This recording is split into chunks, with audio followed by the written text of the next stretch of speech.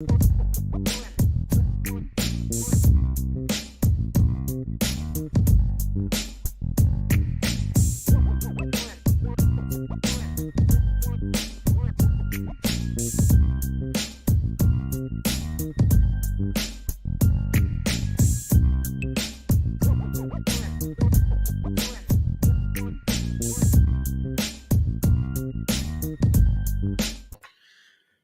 a pleasant good evening to all those out there in Irish Breakdown land. I'm Vince D'Addario. That guy right there is Jesse Stiers. And we have the Monday version of IB Nation Sports Talk. And we got some good stuff that we're going to talk about today. Jess, obviously, not a great weekend for Notre Dame athletics. Can I say athletics if we include this afternoon? So Notre Dame obviously did not fare well on Saturday against Clemson in the football arena. Then we throw it across the pond to France, and the women did not fare too well this afternoon, or at least afternoon for us, evening for them out in Paris. They did lose 100-71, I think was the final score. Yes. I turned it on in the second half, Jess. I don't know how much of the game you had a chance to watch. I'll get your thoughts on this thing, but basically it was about a 20-point deficit at that point, and it just kind of stayed there. And then, South Carolina poured it on there a little bit at the end, but definitely a few bright spots to take away from this game, though, too. Yeah, I think that, in the women's case today in Paris, what really sunk them was a poor second quarter. They were winning by a point at the end of the first. Okay. They got beat by 16, or they gave up 24 and only scored 8 in the second, so 16-point differential. And I think that hole was just too big to come out of against a team like South Carolina. And they just didn't really have an answer for a lot of South Carolina's big plays down low. But like you said, there are some good takeaways, including, the true freshman Hidalgo and what she did this today. I mean, scored 30 plus, I believe. Was it 31 or 30? It was one of the two. I think either way, it was a 30 piece as a freshman debut. Yeah, exactly. And I think obviously that's something to be excited about. Everybody knew that she was going to be something special. And Olivia Miles still out with her knee injury that she sustained at the end of last year. So, I think that combination of Olivia Miles, Hannah Hidalgo in the backcourt. The biggest issue, though, man, has nothing to do with who's bringing the ball up and down the court, though. They better find an answer for the bigs, because the big for South Carolina had herself a game today. I mean, they just kept dumping it down low. I think she had a double-double for sure. Rebounds, points. She was on fire, man. Like they had no answer for South Carolina's bigs. None. Yeah, and that was the big difference. Like you said, she had 20 points. And I think I saw like at one point, like the point pace was like 18 to like 40 something. So They were just getting dominated down in the paint. But that's the biggest issue. Notre Dame has really good guard play, and that's only going to get better. Once what's her name? It's blanking. You just said it. Olivia Miles. Olivia Miles. Sorry, I get her, Citron, and Hidalgo all confused. Oh, I hear you. It's like a three-headed monster. But so yeah, they have really good backcourt, really good guards. It's just they need to find an answer down low, because a lot of these elite teams, including South Carolina, are going to have skill players down at the center position. So you have to have an answer for it. No doubt about it. So they'll make their way back to the States along with Sean Stiers and wife, AKA mom. They'll make their way back here from France. And I believe, don't quote me on this, but I believe Sean's first day back in the catbird seat of IB Nation Sports Talk will be Thursday. Does that sound right? I believe so. Okay. So I think that's going to be Thursday. So he'll be back. It'll be you and him on Thursday. It'll be you and I tonight, obviously. And then tomorrow, we're going to have a special guest tonight at 7 o'clock. And we'll try to get out of here as quickly as we can. We'll obviously go a little past 7, but the men's team is going to kick off their season tonight at 7 o'clock at home. So we're start of a new era. We're going to get to see kind of where things lie with this team. I mean, obviously it's going to be early. They're going to be in their non-conference.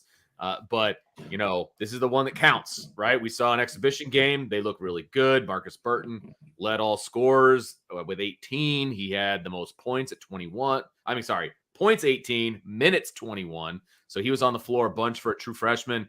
So he's getting the old trial by fire treatment over at Notre Dame, which when he committed, I don't think he saw being the case. But that's kind of where things stand for Notre Dame basketball right now. So we're going to see what they've got in store. And we're going to have Tom Noy on tomorrow at 6:00. He's going to talk to us about what he saw tonight.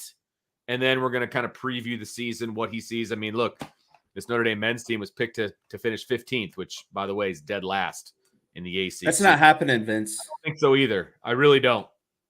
Then that's not just overconfidence. I just have a hard time believing that they're just going to be, dead last. I know the roster wasn't in a good position, and obviously, you have change at the head coach position, but I think both of those things actually are on the upside. I think you're getting a more kind of current generational coach, right? And I think you're going to see a lot of players on roster that maybe didn't fit the mold of the previous coach, and Right. I think that might lead to a different kind of style of basketball in which Notre Dame men's plays. So I'm excited to see how all that turns out. And I think Micah, like Marcus Freeman, is a good recruiter. So I think that, we'll see. And hopefully this season they kind of have enough to get going a little bit. Well, and it's going to be very interesting because, the reason they were picked last, look, let's be honest. Nobody knows anything about this team. I mean, it's Right. literally a roster full of new faces. They're either new to the roster or they're guys that were already on the roster that didn't play. So, I mean, this is a brand spanking new roster. Nobody knows anything about them. So, yeah, they're going to be picked last. Now, I'm not saying they're going to compete for an ACC championship. I'll never say never, but I don't see that happening. But I think what you are going to see from everything that we've heard from Micah Shrewsbury, from the very little bit that we've been able to see, you're going to see a team that hustles, a team that plays defense, a team that's going to try to score in transition. Those are recipes for me. That's a recipe for a team that I want to follow and that I want to be a part of. And so I'm excited for this season. But we'll have Tom Noy on tomorrow at 6. We'll talk about the team, and then he's going to stay on and join us for Rapid Fire.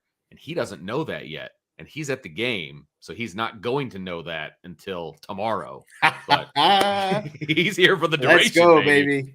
He's here for the duration. He's getting the full IB experience. That's right. Right. We're giving Jesse the night off. He's going to be able to do his thing, hang out with Bailey, and then we're gonna lock it down here at Irish Breakdown. So should be a lot of fun. Should be a lot of fun tomorrow. So, Jesse, the state of South Carolina has not been good to the Irish over the past 48 hours or so. I always forget Clemson's in South Carolina. I know. Too. I do too. I don't know why. Thank you for the good geography refresher. Yeah, no problem. Do what I can for you. Somebody in the chat actually stole. I got to give credit where it's due, right? Let's see if I can find it here. Said something about the Palmetto State not being good to the Irish. That's what that was. I saw that earlier too. Yeah, and I don't even know where it is now, and so obviously this is making for great radio. Here it is. D-Rock. Here we go. Got drilled 2 out of 3 days versus the Palmetto State. You're not wrong, man. Like no other way to put it. It's just not wrong. One team wanted it more, and one team was more talented on this day. Let's put it that way. So this is your first opportunity to kind of talk about. I was going to say, you probably talked a lot. You guys had a long post-game show. You had it upon and further review last night. Usually by the time I get to Mondays, like I'm talked out of whatever game that was played on Saturday, but you haven't even had a chance to get after it. So the floor is yours, Jesse Stiers. Oh, wow. Your thoughts I am in on the game, man. Just wherever you want to go with it, we'll go with it. Yeah. So I think the first thing to kind of talk about is when we left, because you and I did the pregame show. We did. And I feel like a good place to start is right where we left it at the end of the pregame show. And I think throughout the show, I was kind of trying to ask, who this game, who was going to be, how meaningful this game was going to be to each team. And how, who was going to be, who was it going to be actually more meaningful to in the end, overall as well. And what I'm getting at is I think Clemson, this game just meant more to them. And I think it meant more to Dabo. And I think it meant more to where they were at this season and where they're trying to get things turned around to. And I think they're the team that ultimately played like it at the end of the day. I thought they came out better prepared. I thought they came out and, pushed Notre Dame around in some sense. And then, you throw in a lot of misfortunate things that Notre Dame did. It was like kind of the perfect recipe for if Clemson were going to win the game and there was a checklist, those things needed to happen. And, the muff punt would be on that checklist. A pick six from the quarterback would be on that checklist. And then just the inability for the offense to move the ball or 5-6 straight, consecutive possessions. And so it just really turned into a sloppy mess towards the end.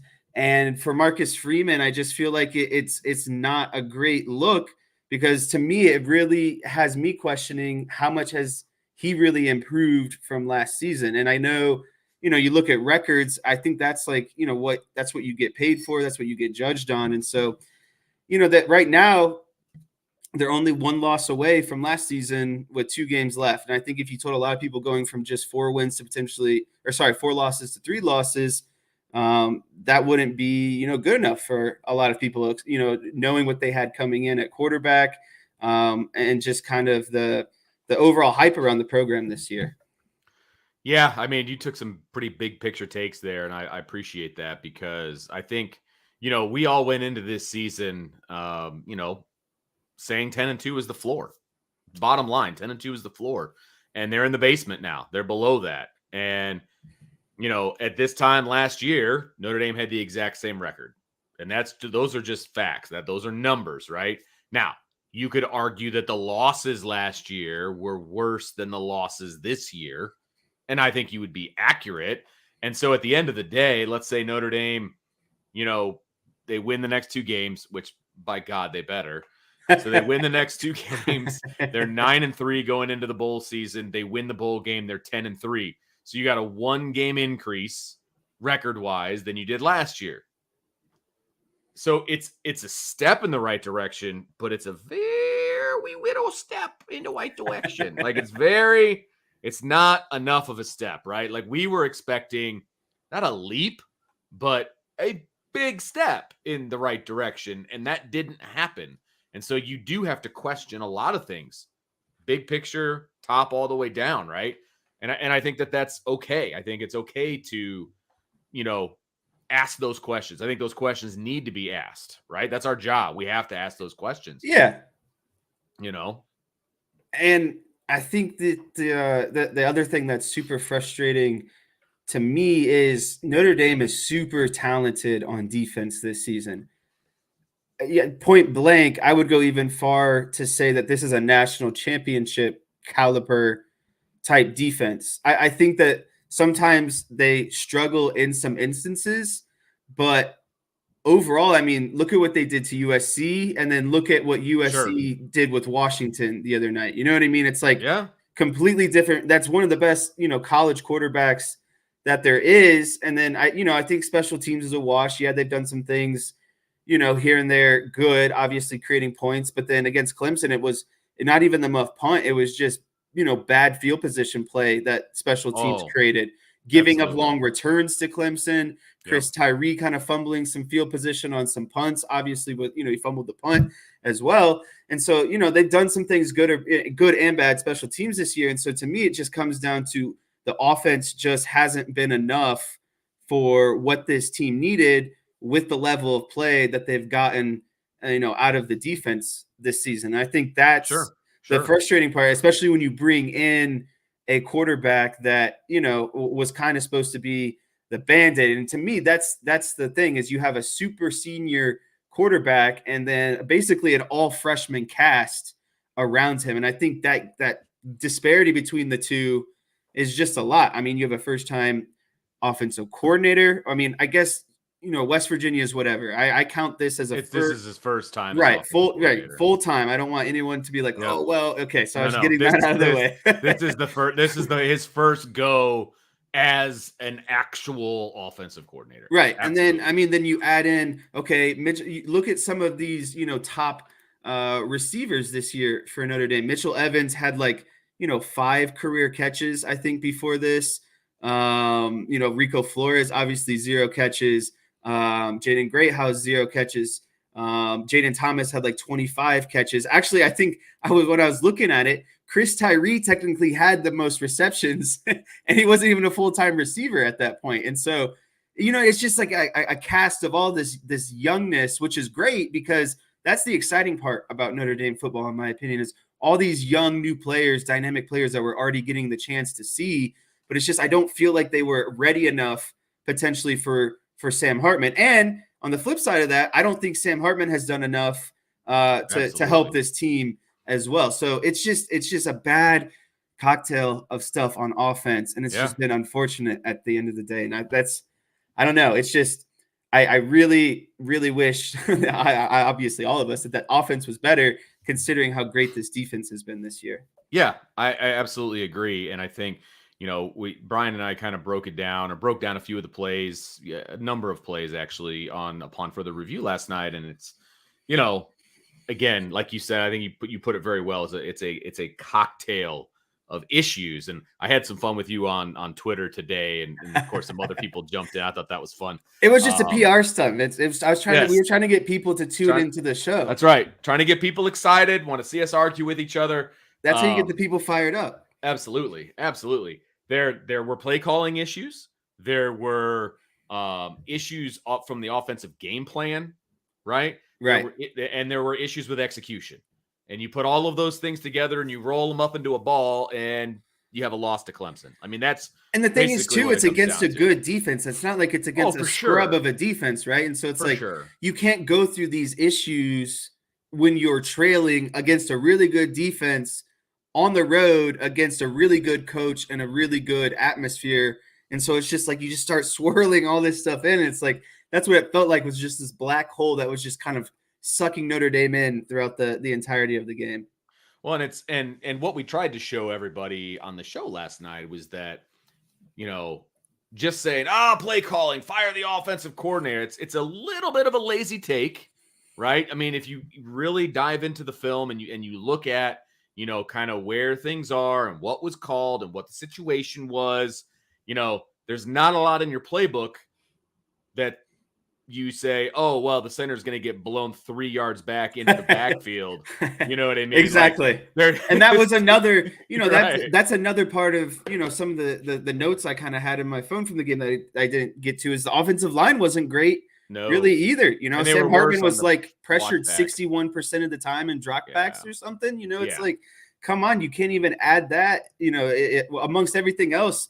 The offensive line is supposed to be kind of your backbone, and even they're struggling. Right. So, I mean, it was, like I said, I had issues across the board offensively, to be honest with you. And the only position group that I thought played well was the running back position. Audric Estime played out of his mind. Yeah. He made things happen when there was nothing there. Nothing. Okay. Absolutely. I mean, he's literally hurdling his own guys who are in the way. You know what I mean? So he played really well. Offensive line, not so much. Wide receivers did not play well, but they were open.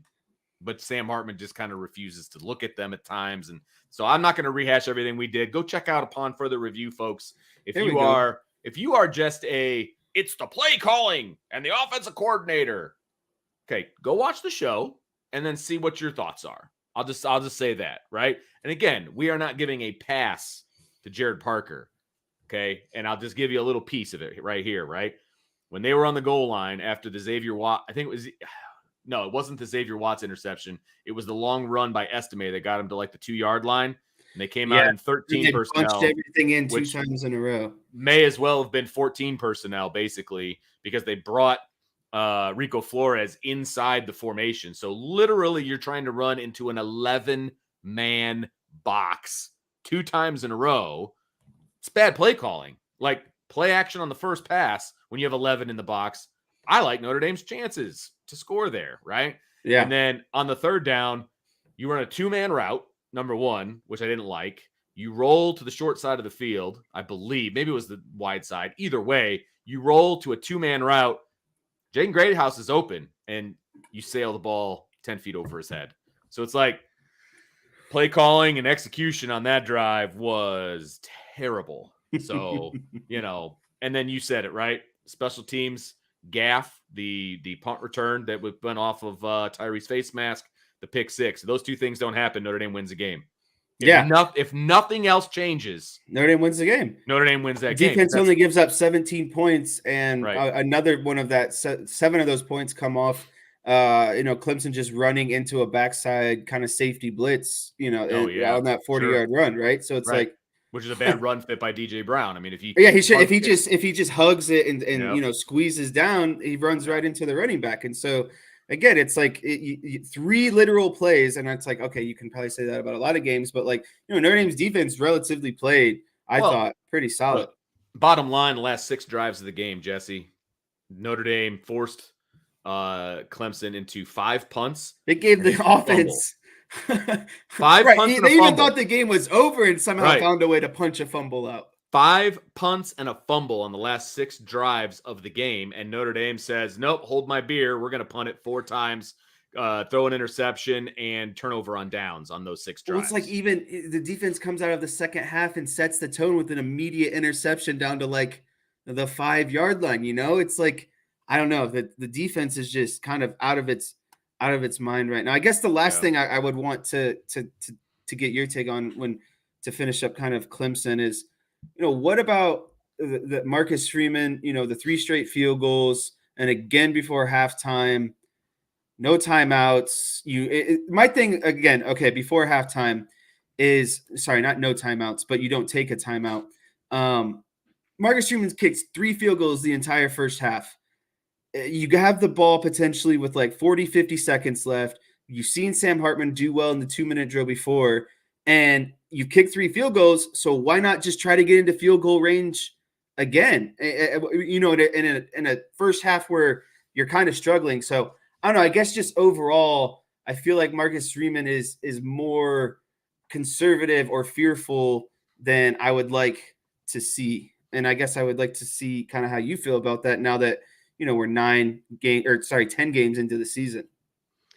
Well, we kind of talked about that as well, that particular, situation. And Brian kind of pushed back and he's like, well, you call timeout here, you're not really going to get the ball back. And I didn't really have a chance to analyze it. In the moment, it felt like, well, Marcus Freeman doesn't have a whole lot of faith in this offense anymore. Right. Like that's what it felt like to me in the moment.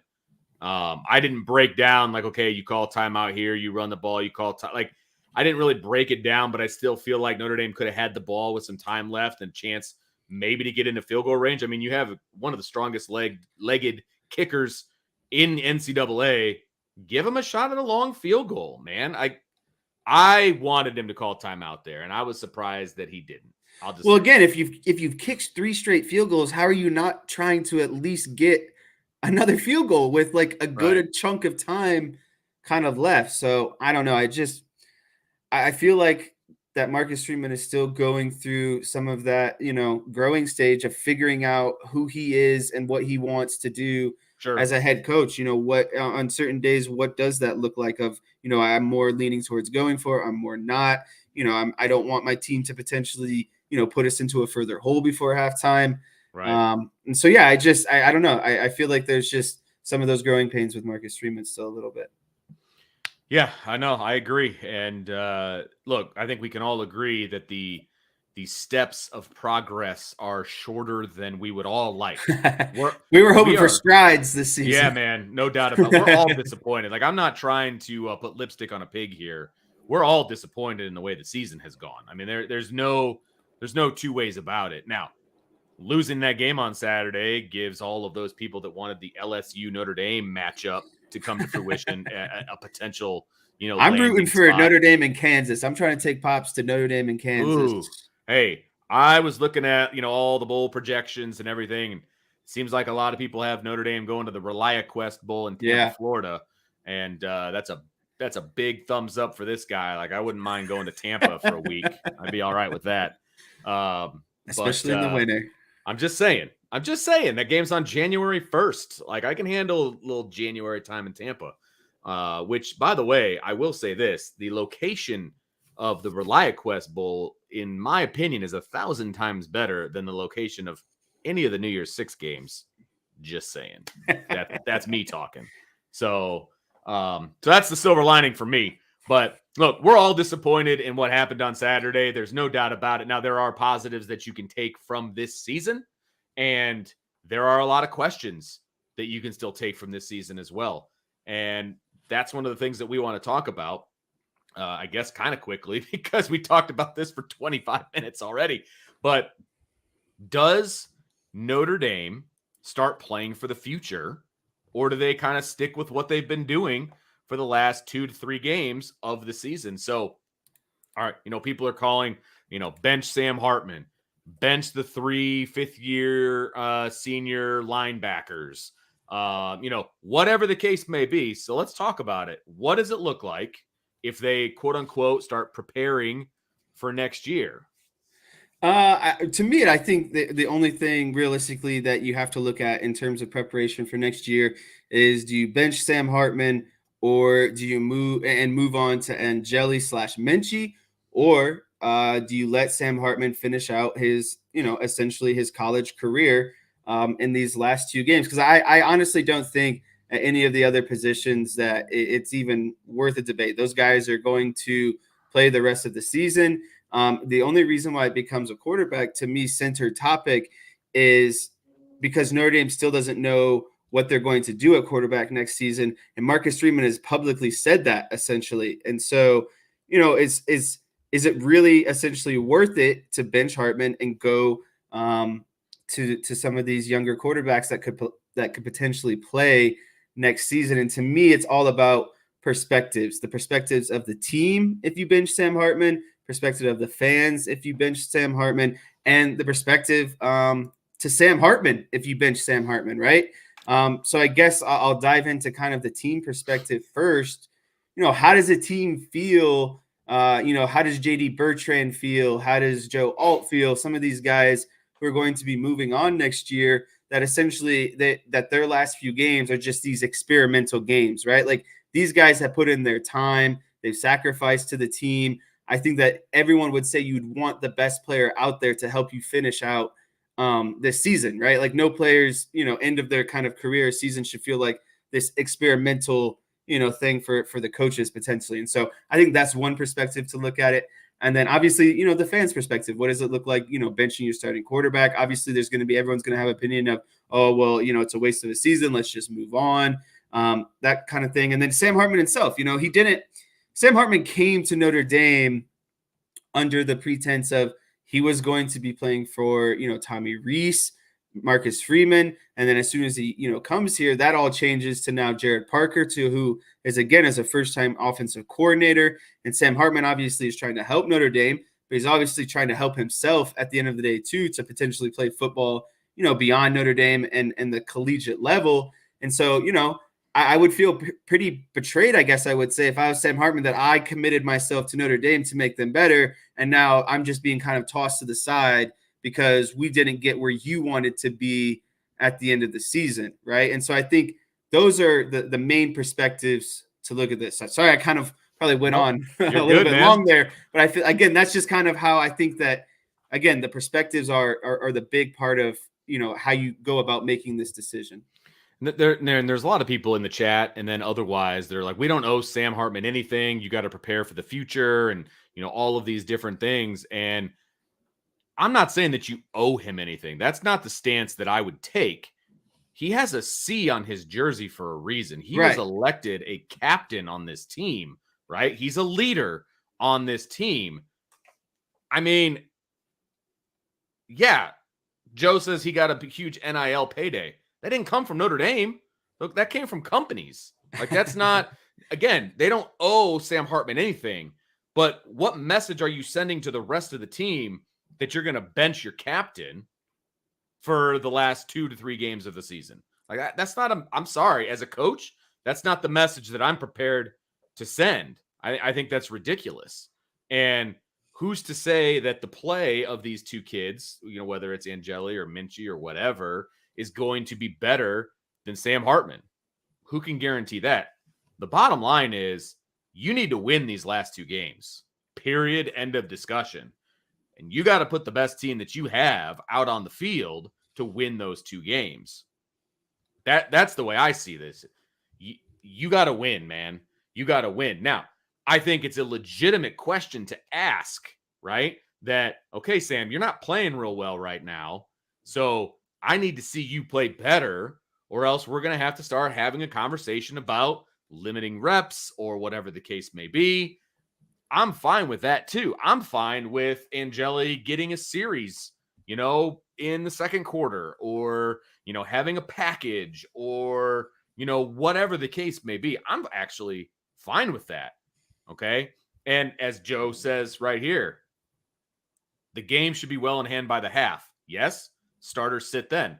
I'm actually fine with that because you're not playing for style points anymore, right? The ReliaQuest Bowl is going to take Notre Dame at 9-3. They don't give a rat's patoot how you got there. They don't care. They just care that you're 9-3 and that you're available to put butts in the seats down in Raymond James Stadium in Tampa, Florida. That's all they care about, man. Because you're not playing for a New Year's Six anymore. You're not paying. You're not playing for a national championship anymore. It doesn't matter. You got to win the game. I think there's a happy medium in there someplace, right? It's not bench Sam. It's not bench the linebackers. It's not bench anybody. It's, okay, we're going to put our best team out there to win the game, but we're going to rotate a little bit more, right? Let's get Braylon James some time at wide receiver because clearly he's like the fastest guy on your team and he can't even sniff the field. I bet you he could make a play or two against Wake Forest at home, give maybe those linebackers a little bit more time on the field. Maybe Billy Schrauth deserves a drive, at guard. Maybe Andrew Kristofic deserves a drive, right? We don't know if Zeke Correll is going to be back with the concussion and all of these other things that got him sent out of the game. I think that, again, there's a happy medium someplace, right? I think you can rotate. I think you can give guys some more playing time. I think you can pull the starters at a certain point. But that's where I'm at. Like, I'm not looking to bench guys. That just sends the absolute wrong message, in my opinion.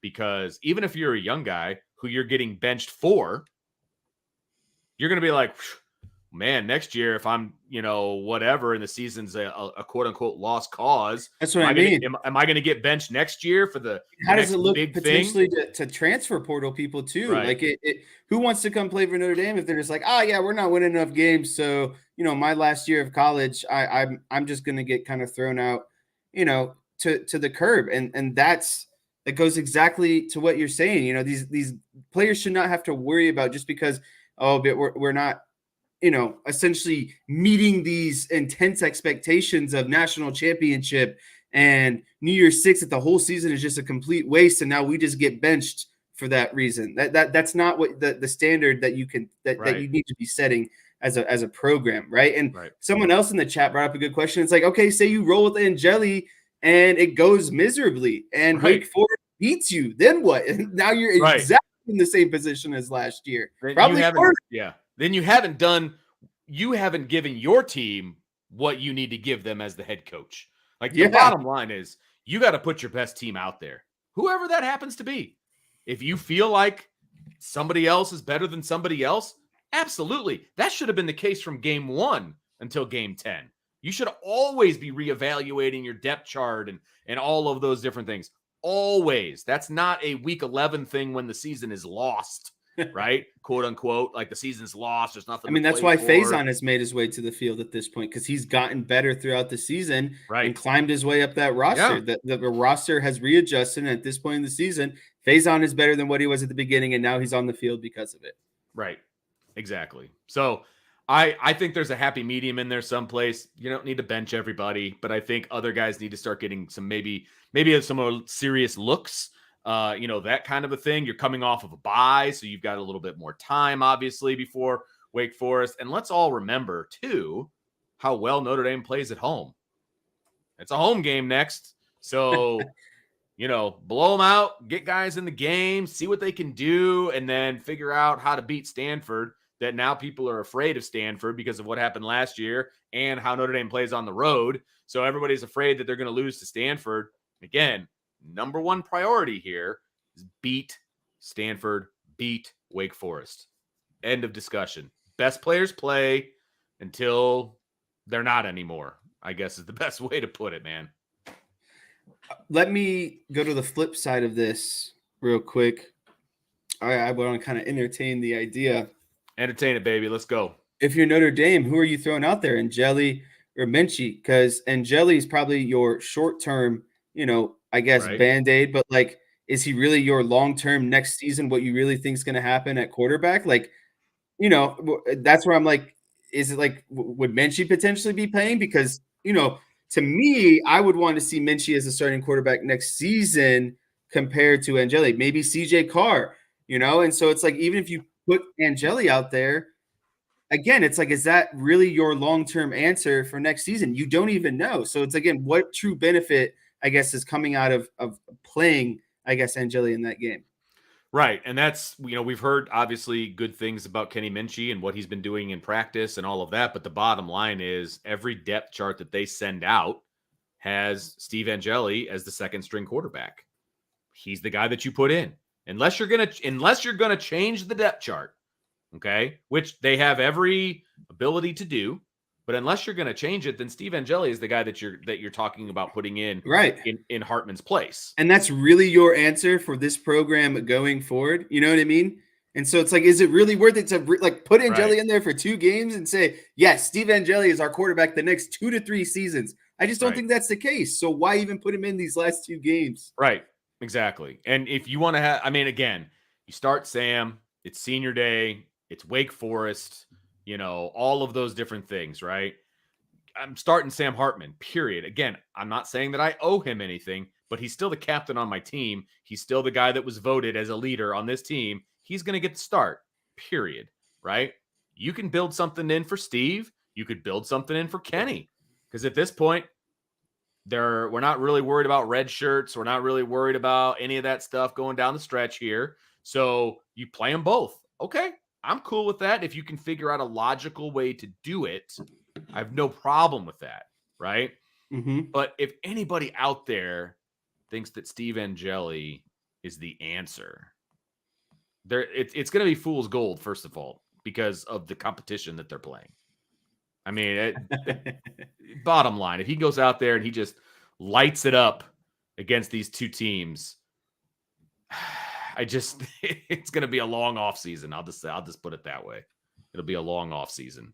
So, yeah. And I think that you need to give both of these guys an opportunity to show what they can do in a game. I have no problem with that either. Whether it's Steve or Kenny or whatever, I think that's a great idea. I think that's totally fine. You got to see what you're dealing with. You get to see him in practice, all of that. But I'm very interested to see kind of where things shake out over the next 3 months in the quarterback room.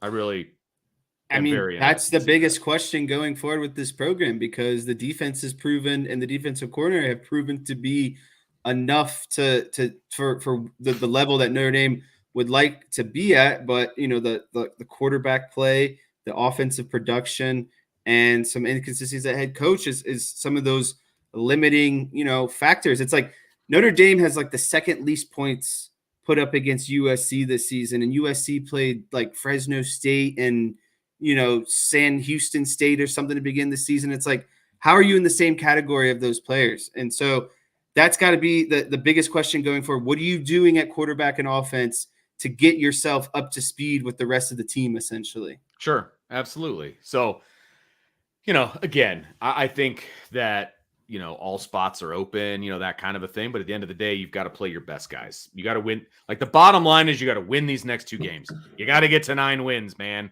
Like, somehow, some way. You can't lay an egg against either one of these teams, whether it's at home or on the road, whatever. You can't lose these games. You can't, and you can't just throw the baby out with the bathwater either. Look, it's well documented. If you watched the show last night, Sam Hartman did not have a good game. He hasn't had a last couple of good games. I agree with you. I have no problem with that.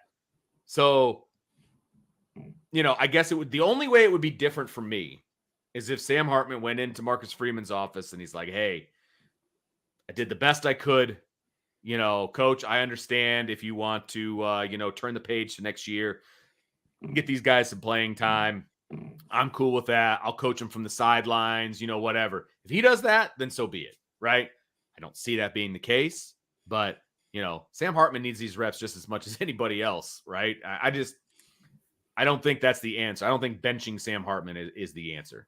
That's where I'll leave it as far as the quarterback is concerned. I think everywhere else, I think you look at opportunities to get some different guys in the game. Vince, we have some big super chats. Uh-oh. And we also have some fun topics that are not so argumentative that should rise the spirits of everyone as well. In rapid fire, because we got some good stuff in rapid fire. That's what I mean. There yet. Yeah, we're not there yet. We will get there. We're not there because there's a lot of news, a lot of breaking news today. Today was a good day for us, like if for content, you know what I mean? And it all just kind of like boom, dumped at one time. It was fantastic because when I woke up this morning, that was not the case. Like, what are we going to talk about? Like what? But no, rapid fire was the easiest rapid fire I've ever written in my life.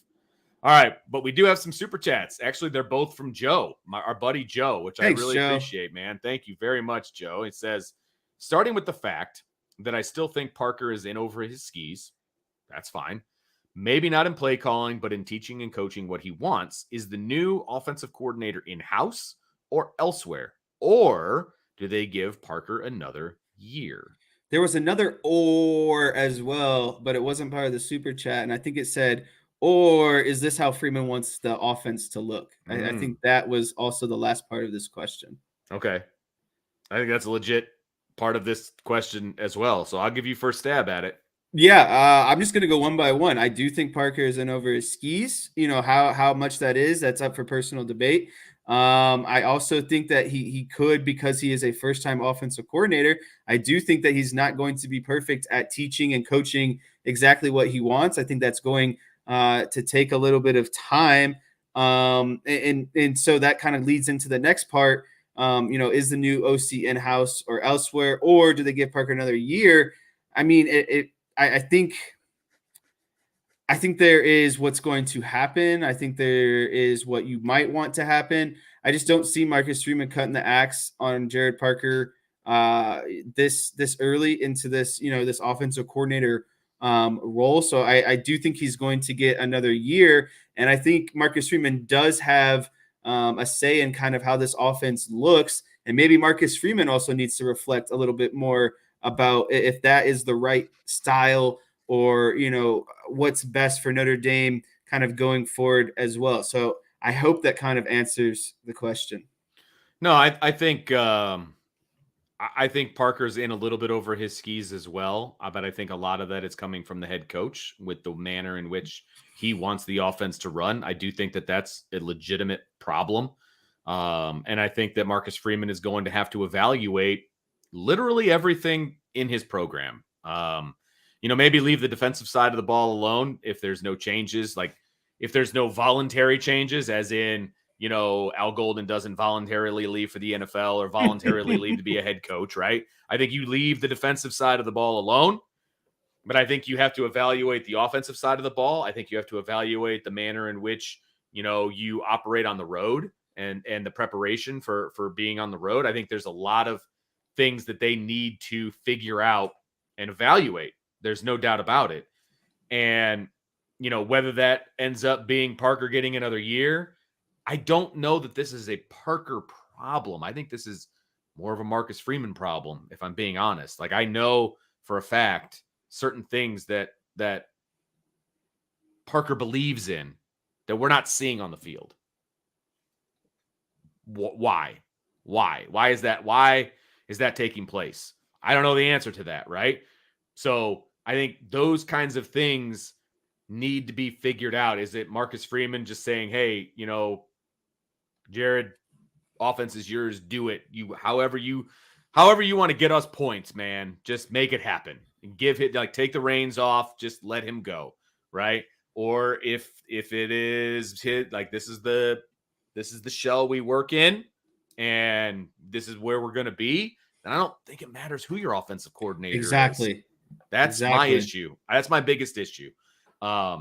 If they decide to make a change in offensive coordinator for whatever reason, I do not think that the offensive coordinator is in-house. I think they would have to go elsewhere. Same. You already tried The in-house. Yeah, Can't do it again. no, I agree. And the guys and the options that you have in-house, I don't know that they're great No one's options. ready for it. Gino Guidugli was an offensive coordinator at Cincinnati. There's a reason that he's not the offensive coordinator at Wisconsin right now. Like, his head coach didn't even ask him to come. So what does that mean? Right? I think Rudolph has offensive coordinator, titles in his background. But the offensive line has regressed very bad. Not very badly, but definitely regressed this season, which is also a part of the problem, like a lot of people in the chat have brought up. So I don't think it's I really like, of all the things that we're talking about right here, the one I know for sure is not in-house. So I think your options on the table right now are you give Parker another year, or you find somebody outside the program to bring in. But again, I think it starts at the top. Yeah. I think it starts at the top. Philosophy. And that's the thing is no one kind of really exactly knows, because Marcus Freeman is never just going to come out and point blank say it, And so it's like, like you said, it's a big reflection of the man at the top. Right. Yep. Absolutely. So, there has to be some self-reflection. But here's what I do know. Knowing Marcus Freeman as long as we have in the media at Notre Dame, he is very good at self-reflection. Constantly self-reflecting. I think he does a very good job of that. I'm just hoping when he does that self-reflection in this offseason that it leads to the place that I want it to be led to. You know what I'm saying? Like, that's my hope, right? But only time will tell on that one. So, Joe, thanks for the super chat, man. We really appreciate it. He's got another one that we'll pull up here. Thanks again. He goes, I really, really, really think we shouldn't go to the portal next year, but the coaches need to get Minchie up to speed quickly. So here's my thoughts on the portal as far as quarterback is concerned. Joe, they're going to go to the portal for quarterback. Okay, they are 100%. And here's why. Number one, they need a fourth arm for camp, for practice, for whatever. You need 4. All right. And DeViesen is not the fourth arm. He's a walk-on quarterback. You need 4. Here's the other thing. If they go into a quarterback competition in the spring between Carr, Minchie, and Jelly, okay? And let's say Minchie wins it, and, doesn't matter who 2 and 3 are. The chances of Steve Angeli transferring, I think, go through the roof, because the writing would be on the wall that he may never be the starting quarterback at Notre Dame. And he's going to look elsewhere to play, because, as Brian said in this afternoon show that I watched for a little while, if Drew Pine was going to transfer without a Notre Dame degree, then I wouldn't be surprised if anybody transfers without a Notre Dame degree. So they're going to get a transfer. I'm not saying they're going to get a transfer for a starter, but they're going to get a transfer at the very least for depth, period. So don't be surprised when that takes place, because then the competition happens in the spring. Then you're going to see defections, and you're going to need those arms. You can't go into the season with 2 scholarship quarterbacks. Yeah.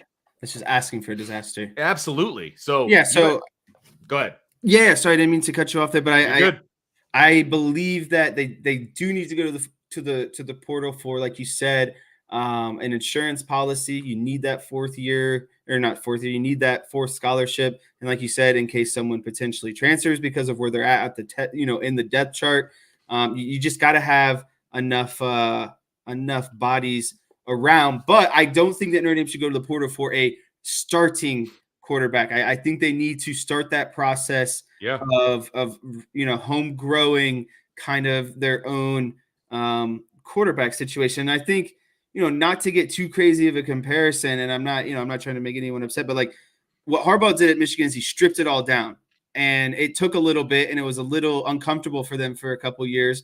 But I mean, look at kind of where they're at as of now, and they started with kind of, JJ McCarthy, bringing him up.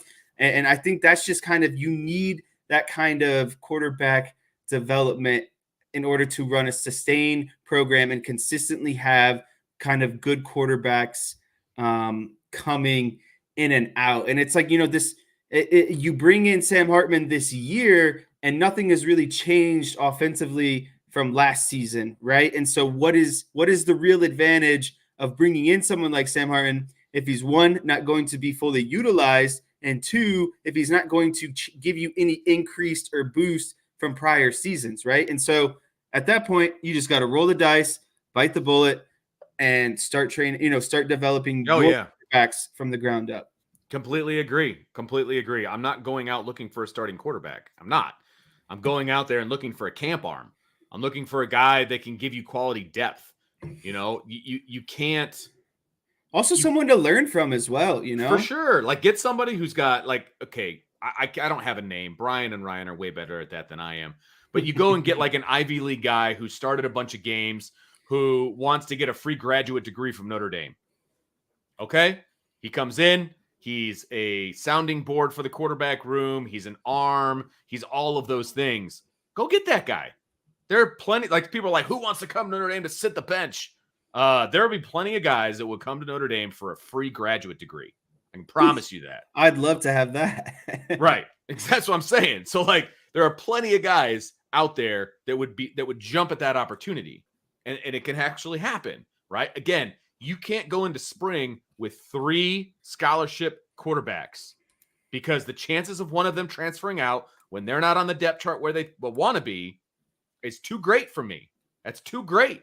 I'm going into spring with 4 scholarship quarterbacks, period. That way, at the end of the day, I've at least got 3 going into next season. You can never be too sure, man. I'm not rolling that dice. Man. I'm just not doing it. So yeah, I think you do have to go get one. I do. We got a couple more super chats here. Then we're going to roll into the next thing from Anthony. No question.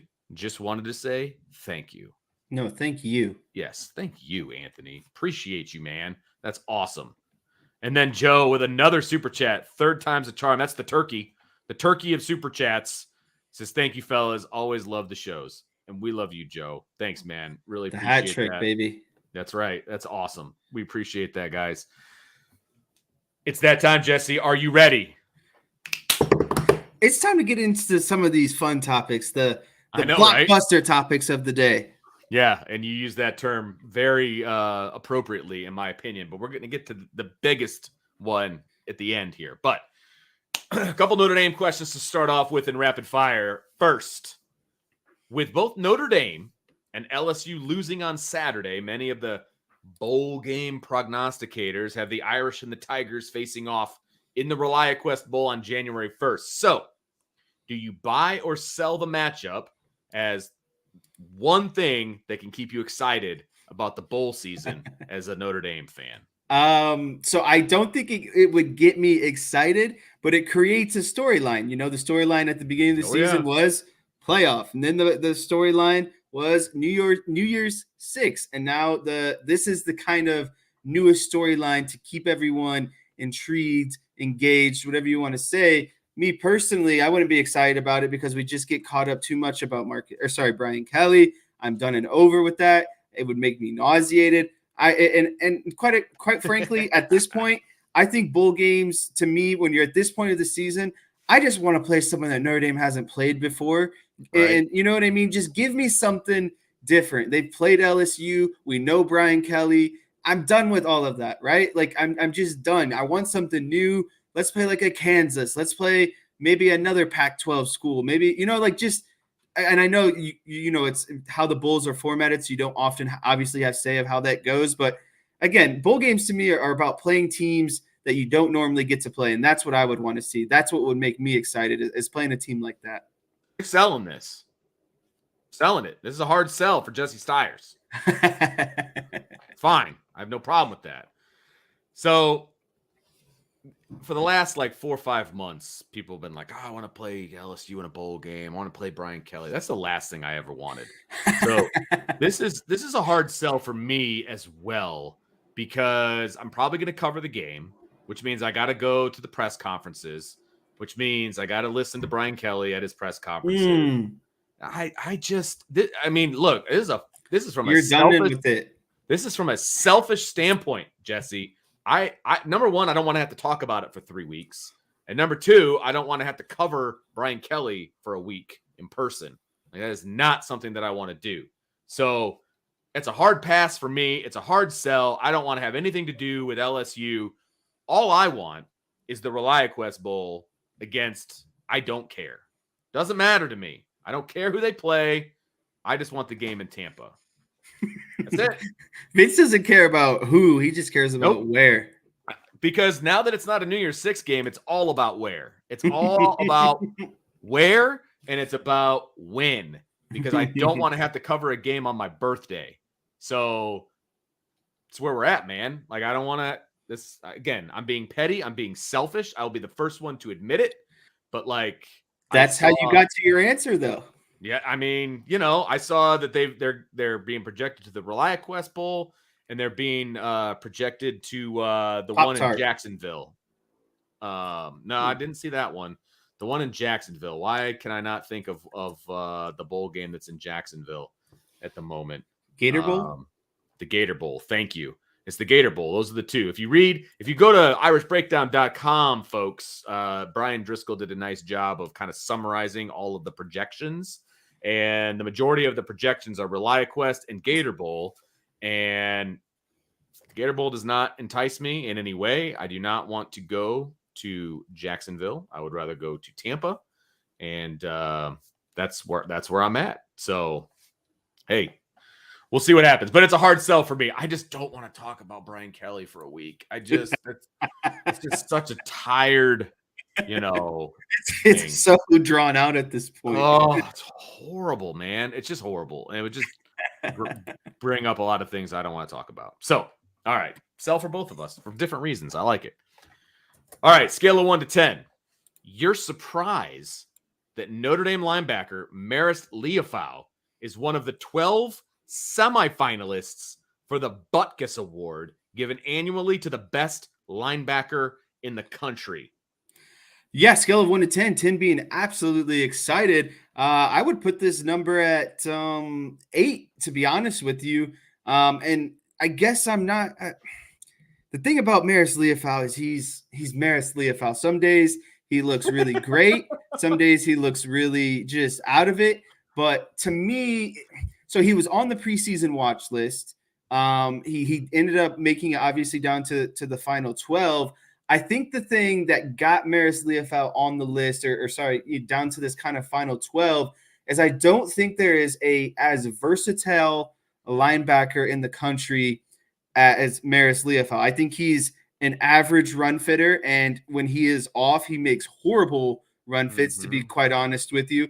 I think he is one of the best coverage linebackers in the country, and I think he is very good at creating pressures, quarterback hurries, that kind of stuff. Like he is a very good kind of 5-man stunter when you're bringing in a linebacker. And again, that goes back to his versatility, his ability to be a quarterback spy. It's just the biggest knock on his game is just his run fits. But I think he's a tremendous, like I said, coverage linebacker. And I think, again, his versatility to do a lot of things in the defense is what translate his skill set, I think, best to the next level. So, again, it's an 8 out of 10 for me. I was pretty surprised. Oh, it's a 10 out of 10 for me. Like, you're telling me that he's one of the 12 best linebackers in the country?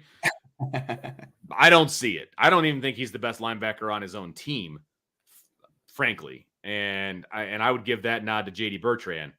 I think J.D. Bertrand's way more consistent. I think J.D. Bertrand's a better tackler. I think, your knock on Marist is that he's not a great run fitter. He's a linebacker.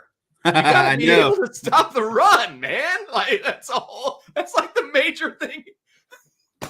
You weren't the best pass coverage guy, but you could stop the run all day, and I would have you starting in the middle of my defense from day one. Okay, because I knew that nobody was going to be able to run up the middle in the A gap or the B gap against Jesse Stiers in the middle. So I want a run fitter at linebacker. Look, he's got a lot of attributes that I'm sure scouts drool over, right? He's got a lot of those athletic, attributes. The Problem is, ceiling on it it's just still, I think, untapped. he's so inconsistent. Yeah. He's so inconsistent, and there's too many times where he just looks lost to You me. can't rely on him either. That's the Oh, other big thing. right, exactly. And I've got to be able to rely on my linebackers. Of all the positions on the field, I got to be able to rely on my linebackers, and I can't rely on him on a game to game basis. Like, he did not play well on Saturday. Did not play well on Saturday, and it showed. And so I was shocked. Like, I thought somebody was punking me when I saw that for the first time. I would say the only saving grace for Maris in terms of not being a great run fitter is today's NFL is so spread and pass oriented Sure.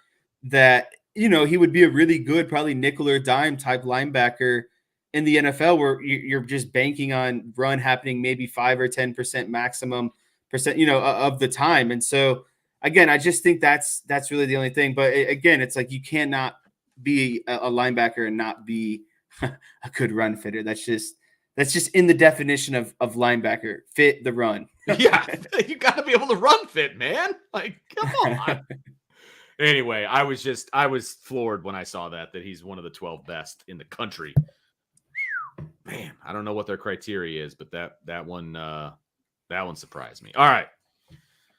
Let's go to a different college football program who's having issues of their own. USC's firing of defensive coordinator Alex Grinch is blank. It is long overdue, Vince. I don't know what USC was waiting for. I guess it was a thumping but of Washington scoring like every possession, it felt like.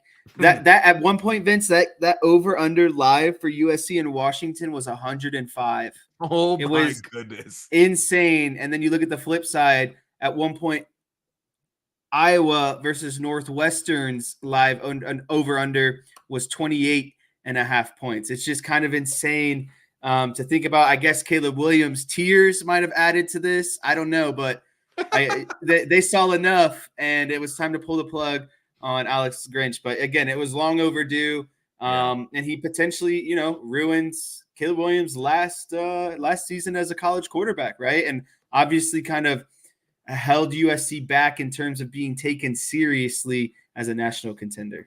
It was, I was going to say long overdue as well. So you kind of stole mine there, but you would have thought just watching the film at Oklahoma that there's no way he gets invited to go to USC. Like, that part alone was shocking. And then the product that's been on the field the last 2 years is abysmal. It's abysmal. Like, they have ability. There's talent on that team. I mean, they went and got, the kid from Georgia who's playing in the national championship on the defensive line. Like, they've got talent on that team. It's just they are in the wrong place at the wrong time consistently. And that's coaching. Like, that's a major, major problem. And I can't believe it took this long for them to make a change at USC, because they've got a dynamic offense, obviously. And you just wasted 2 years, frankly. You wasted 2 years of Caleb Williams because your defense is absolutely putrid. Just terrible. Just absolutely terrible. And, you caused your starting quarterback to cry in the arms of his mama. I mean, bottom line. So I was shocked that it took this long. Maybe a little surprised they did it in the middle of the season, but again, what is USC playing for at this point? They're not even playing for a Pac-12 championship.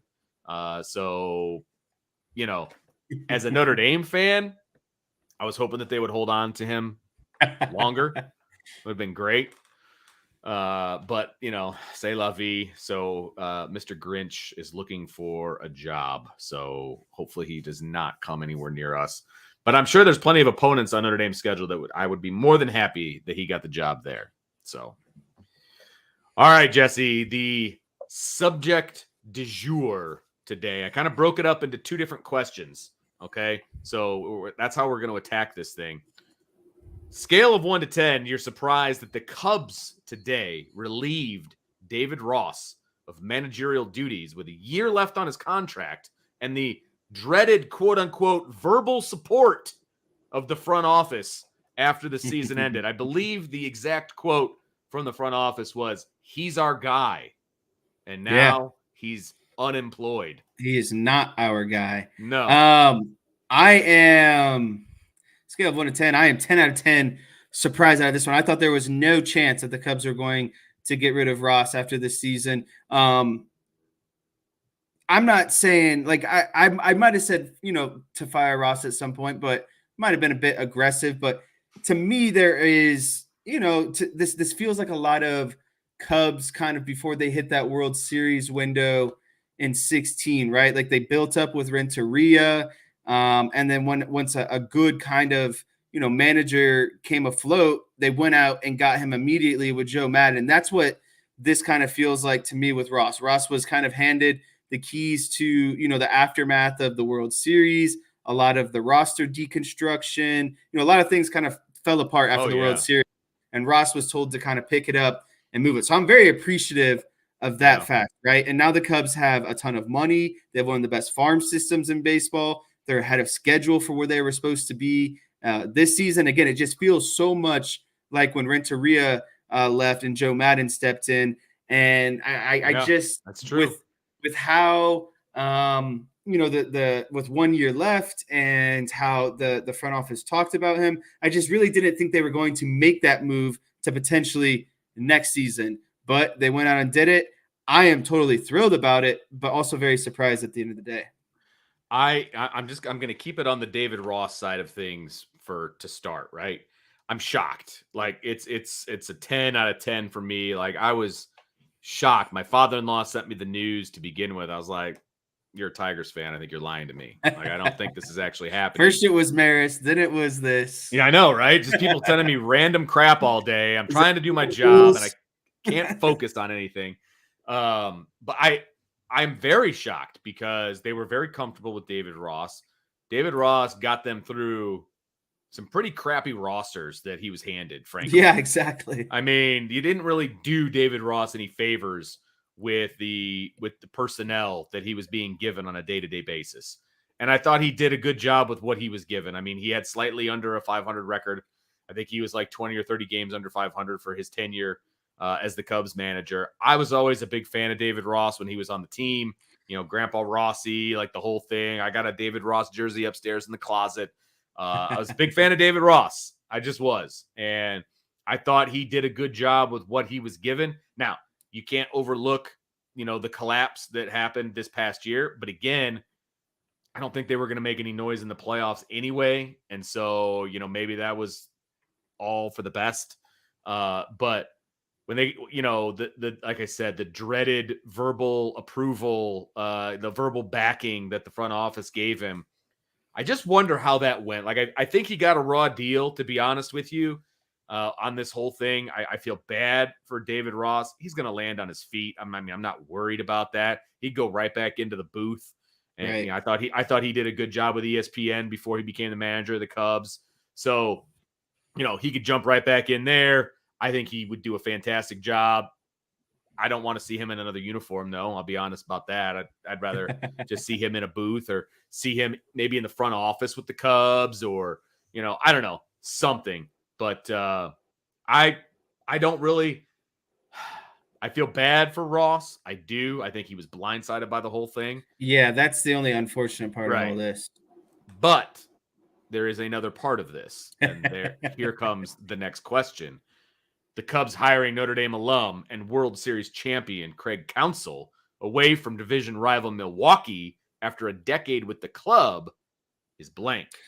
It's electric, Vince, because I think it is just the next piece, the puzzle. Again, it's just following this formula to the buildup of that World Series run, and I think that's the blueprint that they're exactly going with Craig Counsell, right? And so you grabbed, in my opinion, one of the best in-game managers that there is in all of baseball. You take him away from Milwaukee, and you give him more resources, you give him more money, you give him a better environment to play. I even saw a tweet that said,